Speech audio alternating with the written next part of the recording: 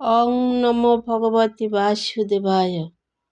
শ্রীমদ্ ভগবদ্ গীতার পঞ্চম অধ্যায় কর্ম সন্ন্যাস যোগ। আজকে আমি 7, 8, 9 এই 3টি শ্লোক পাঠ করব। যোগযুক্ত বিশুদ্ধাত্ম বিজিদাত্ম জিতেন্দ্রিয় সর্বভূতাত্মভূতাত্ম কুবর্ণপি ন লিপ্যতে।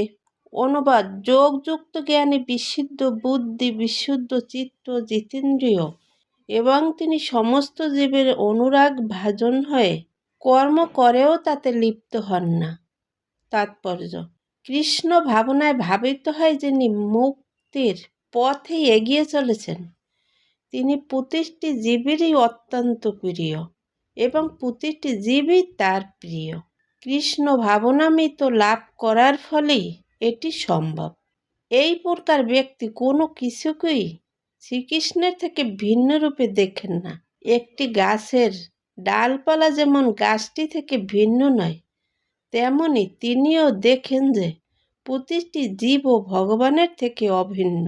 তিনি জানেন গাছের গোড়ায় জল দিলে যেমন সমস্ত গাছটিকে জল দেওয়া হয়, অথবা উদরকে খাদ্য দিলে যেমন সমস্ত দেহকেই খাদ্য দেওয়া হয়, তেমনি ভগবানের সেবা করার ফলে সমস্ত জীব জগতের সেবা করা হয়। এভাবেই শ্রীকৃষ্ণের দাসত্ব করার মাধ্যমে তিনি সকলেরই দাসত্ব করে চলেছেন। তাই তিনি সকলেরই প্রিয় এবং সকলেই তার অতি প্রিয়। যেহেতু তার কার্যকলাপে সকলেই সন্তুষ্ট, তাই তার চেতনা পবিত্র ও নির্মল। যেহেতু তার চেতনা পবিত্র ও নির্মল, তাই তার মন সম্পূর্ণরূপে সংযত, আর তার চিত্ত সংযত হবার ফলে তার ইন্দ্রিয়গুলিও সংযত। তার মন সর্বদাই ভগবান শ্রীকৃষ্ণের চরণে নিবদ্ধ, তাই তিনি কখনোই ভগবানকে বিস্মৃত হন না। সুতরাং তার ইন্দ্রিয়গুলো কৃষ্ণ সেবা ব্যতীত জড় কার্যকলাপে নিযুক্ত হবার কোনো সম্ভাবনা থাকে না। তিনি কৃষ্ণ কথা ছাড়া আর কিছুই শোনেন না, তিনি কৃষ্ণ প্রসাদ ছাড়া আর কিছুই গ্রহণ করেন না, এবং তিনি ভগবানের মন্দির ছাড়া অন্য কোথাও যেতে চান না। তাই তার ইন্দ্রিয়গুলো সর্বতোভাবে সংযত। এভাবে যার ইন্দ্রিয় সংযত হয়েছে, তিনি কারও ক্ষতি সাধন করেন না। এখানে কেউ প্রশ্ন করতে পারে, তাহলে অর্জুন কেন কুরুক্ষেত্রের যুদ্ধে অন্যদের আঘাত দিলেন? তিনি কি ভগবত চেতনাময় ছিলেন না? সেই প্রশ্নের উত্তর ভগবদ্ গীতার 2য় অধ্যায়ে দেওয়া হয়েছে। আপাত দৃষ্টিতে অর্জুনকে অপরাধী বলে মনে হতে পারে, কিন্তু যুদ্ধক্ষেত্রে সমবেত ব্যক্তিরা স্বতন্ত্রভাবে চিরকাল বেঁচে থাকবে, কেননা আত্মাকে কখনোই হত্যা করা যায় না। তাই আত্মার পরিপ্রেক্ষিতে কুরুক্ষেত্রের যুদ্ধক্ষেত্রে কেউই নিহত হয়নি। ভগবান শ্রীকৃষ্ণের নির্দেশ অনুসারে কেবল তাদের পোশাকের পরিবর্তন হয়েছিল। তাই কুরুক্ষেত্রের যুদ্ধক্ষেত্রে অর্জুন সত্যি সত্যি যুদ্ধ করছিলেন না। সম্পূর্ণভাবে কৃষ্ণ ভাবনাময় হয়ে তিনি ভগবান শ্রীকৃষ্ণের আদেশ পালন করেছিলেন। এই ধরনের ভগবত ভক্ত কোনো অবস্থাতেই কর্মবন্ধনে আবদ্ধ হন না। 8 এবং 9 নম্বর শ্লোকে কি বলেছেন? নয়েব কিঞ্চিৎ করোমিতি যুক্ত মন্যেতে তত্ত্ববিৎ পশ্যান্সি নন স্পৃশন জিগ্র অন্বেষণ গচ্ছন স্বপন শাসন প্রলোপন বিসৃজন গৃহণ উন্মিষণ নিমিষণপি ইন্দ্রিয়াণি ইন্দ্রিয়ার্থেষু বর্তন্তে ইতি ধারয়ন।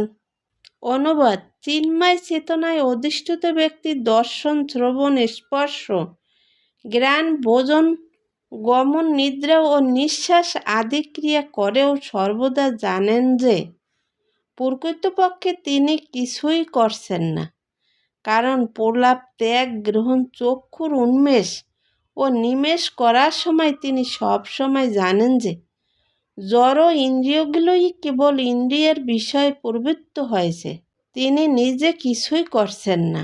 তাৎপর্য: যিনি কৃষ্ণ ভাবনাময়, তার অস্তিত্ব সম্পূর্ণভাবে পবিত্র। তাই তিনি কর্তা, কর্ম, অধিষ্ঠান, প্রচেষ্টা ও দৈব এই 5টি প্রত্যক্ষ পরোক্ষ কারণের দ্বারা সাধিত কর্মের সঙ্গে কোনোভাবে সংযুক্ত নন। তার কারণ হচ্ছে তিনি সর্বক্ষণ কৃষ্ণ ভাবনায় ভাবিত হয়ে কোনো বা প্রেম ভক্তি সহকারে ভগবানের সেবা করছেন।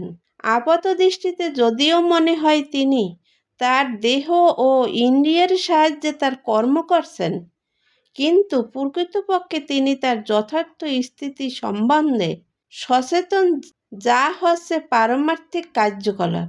জড় চেতনা ইন্দ্রিয়গুলি ইন্দ্রিয় তৃপ্তি সাধনের চেষ্টায় নিয়োজিত থাকে, কিন্তু কৃষ্ণ ভাবনায় ইন্দ্রিয়গুলি শ্রীকৃষ্ণের ইন্দ্রিয়ের সন্তুষ্টি বিধান করার সেবায় প্রবৃত্ত হয়।